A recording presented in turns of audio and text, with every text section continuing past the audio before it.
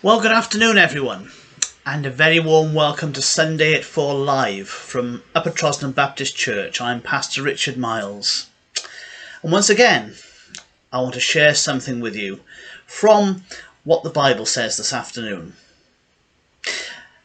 Now, I don't know how many of you know this, perhaps quite a few of you do, but in the sporting calendar, for some people, this is a very important weekend. For me particularly, because I follow this particular sport, that sport being snooker. It is the final of the World Snooker Championship, which is happening even as I'm speaking to you here this afternoon, where two of the very best snooker players in the world are going head to head to see who is going to win. Let's be honest, snooker is the one sport which I follow in any great depth. I'm always very interested to know how different players get on and who wins which tournament, who is going to be world champion, and all of those sorts of things. But the thing is about snooker players, as is the case with other sports, of course, is that those who are going to get to the top, those who are going to win, or those who are going to get to the final, are those who show great commitment to their sport. They spend a lot of time playing, practicing. Their heads are filled with snooker. It is their life. It is the most important thing. That in order to be a really good snooker player, you have to be prepared to put a lot of hard work into it. And as I say, be completely committed to the whole thing, as these players are. They are committed to their sport. What I'd like to say to you as well this afternoon is this, that it's good to be committed to something like sport, if that's what you're good at, but it's good also to be committed to people, to people's well-being, to seeing people flourish. Yes, to seeing people being the best they possibly can. And that is a good thing to do. But there is something that is even better than that. And that is the knowledge that we have somebody who is outside of humanity. Yes, somebody who became a human being in the person of Jesus, but somebody who is outside of the whole humanity, called God, who is completely 100% committed to us. And we read about that in the Bible. We read about the way that God indeed is completely committed to us. I'm going to read some words from a book in the Old Testament, a book which you might not know very much about at all, really.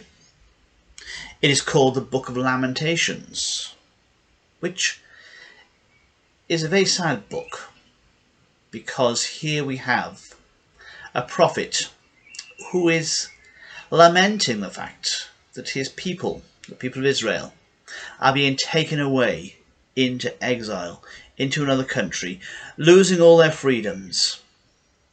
And this really greatly distresses the prophet, and a lot of the time in Lamentations he pours his heart out and is very honest about how upset he is, naturally. But in the middle of all that, in chapter 3, from verse 22, because of the Lord's great love we are not consumed. His compassions never fail. They are new every morning. Great is your faithfulness. I say to myself, the Lord is my portion. Therefore I will wait for him. The Lord is good to those whose hope is in him, to the one who seeks him. It is good to wait quietly for the salvation of the Lord. Those are words of hope in the middle of despair. And they show, as I said a moment ago, that God is completely committed. He's completely faithful to his people. And he was completely committed and faithful to this prophet too. And even though the prophet was feeling really miserable, even though he was going through a difficult time, the Lord shows his faithfulness. Now, all of us go through difficult times. All of us have things in our lives that are just not good. Sometimes there's tragedy, sadness of all sorts of things. Just to speak personally for a moment, over these past couple of days, I've lost a member of my family. One of my cousins passed away. And that brings great sadness with it, there's no doubt about that. You feel upset because you miss the person who's gone. And for the immediate family of my cousin, the pain is even worse. And so, coming back to what I said a moment ago about being good to be faithful to each other, in times like this, it's good to have people who can rally around, people who can be there, people who can help, people who can comfort in times of difficulty.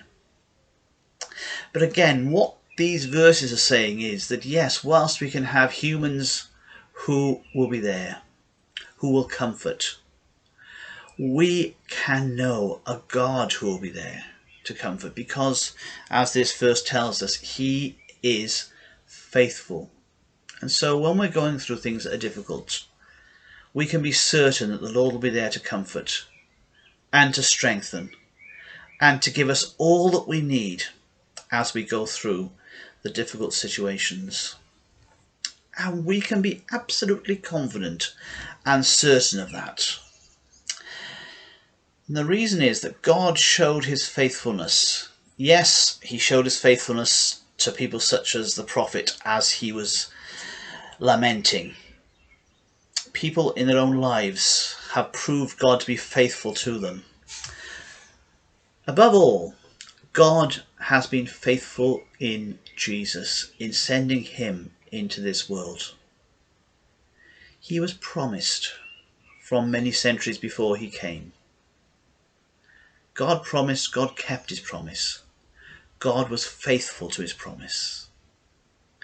And because God was faithful to his promise, because God kept that promise, because God said, yes, I'm faithful in keeping that, we can be confident that he'll be faithful in our circumstances, in the things that we are going through. In order to make that a reality in our lives, we do need to do something though. We do need to make sure that we are putting our trust and our confidence completely in him. That we say to God, yes, God, I know that you're faithful. I have read that you're faithful. I've heard that you're faithful. And I want to entrust myself to you. And when we do that, then we can know for certain his faithfulness in our lives. Yes, his faithfulness shown in Jesus. His faithfulness in showing his plan fulfilled in Jesus. His plan of salvation. We read here, it's good to wait quietly for the salvation of the Lord. That came through Jesus and what he did. That came through his life, his death, and his resurrection. And so this afternoon, can I say to you, whatever it is that you're going through, you can know God's faithfulness in your life. Whatever the difficulty is, however tragic and sad the situation, you can be absolutely certain of God's faithfulness. I invite you this afternoon to put your trust and your confidence completely in him. Well, thank you so much for watching, and may the Lord bless you.